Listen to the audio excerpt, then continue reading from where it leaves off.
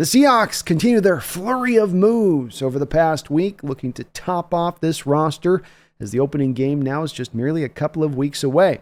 This time, though, instead of dealing from a position of surplus and getting some draft picks for the future, they're actually looking to onboard some talent as they make a trade for edge Trevis Gipson of the Jacksonville Jaguars in exchange for a 6th-round pick. This is a move that's being made in large part because of the recent injury to Uchenna Nwosu in the final game against the Browns here in the preseason period.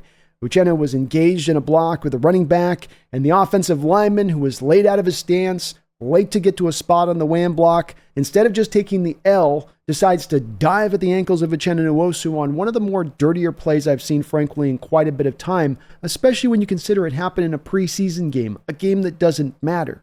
And a lot of times on this kind of injury, as we saw, he goes limping off the field, looking very gimpy. And then we know a couple days afterwards, you get the MRI, you get the doctors poking and prodding, and you come to find that it's much more serious, like a torn ACL, and he's done for the season. This is what happened to J.J. McCarthy recently. Now, thank God that's not going to be the case here with Uchenna. We come to find that it's only, I put this in quotations, only a torn MCL, which is the same injury that Cam Chancellor suffered in the build-up to the second Super Bowl game, in which he played through that whole Super Bowl game on that torn MCL. Shows you how tough Cam is, but it also shows you it's a little bit of a different nature of an injury versus the ACL. It's still bad, still not good, but he's going to come back sooner than later, and that's overall the most encouraging part of any of this news.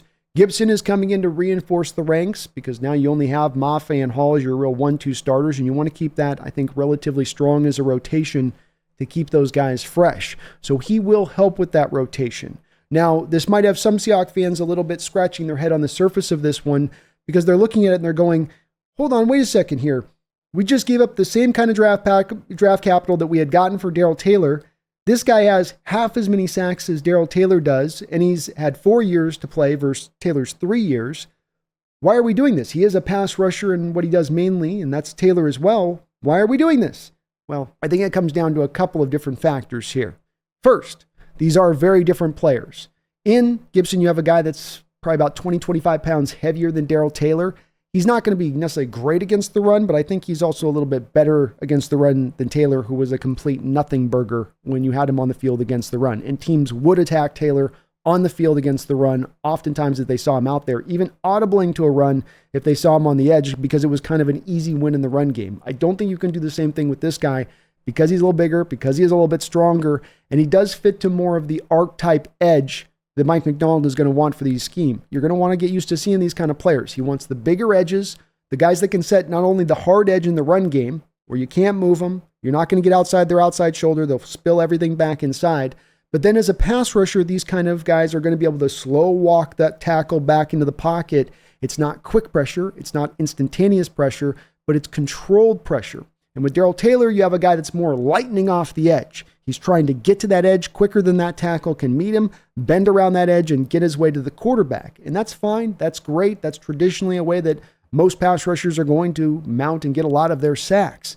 The issue comes into play with this, though, that a lot of times when those edge rushers don't get home and the tackles are able to meet them at the edge, the tackles kick them out the club, kick them out the back of that pocket, and then the quarterback has a wide open lane to then go run, especially if you have a mobile quarterback. And as we're seeing in this day and age, more often than not, these quarterbacks are getting more and more mobile, more and more able to take that little lane and take it and get a nice gain off the back of it. So with you've got the mush rushers, the power rushers, what they can do is just sort of slowly collapse that pocket like a hand closing into a fist. And then those mobile quarterbacks don't have any real escape route, no exit doors to get through to leave out the pocket at that point. So this is a little bit of why I think he has a bit of a preference for these type of guys versus the Darrell Taylor type of guys. And then the other part of this being is that these guys are not making exactly the same amount of money. Here in Gipson, you have a guy making about $1 million this upcoming season, just a little bit over that. In Darrell Taylor, you had a guy making over $3 million on his one-year deal. So it's about a third of the cost here, even if the draft compensation is relatively the same. He's 27 years old. He is a guy that's going to mainly win with power when you watch him. He's got a lot of bull rushing he's going to try to do. And then off the bull rush, he'll oftentimes try to get to the dip and rip. And that can work for him at times. He's not going to be super explosive out of his stance. He's not going to be a great bender. So I understand on the surface of this, to many people, they're going to say, wow, it looks like we gave up a 911 Porsche for a Toyota Tacoma. And maybe that's kind of the case. But the Toyota Tacoma can be functional for you. and it can provide a benefit for you. And it's just a little bit of an indicator of the different style of defense you're trying to run here and what Mike Macdonald is trying to accomplish with his front four. My name is Brandon Kane. This is the Hawks Nest. Please hit the like button. Please subscribe. But beyond all that, don't you ever forget, go Hawks.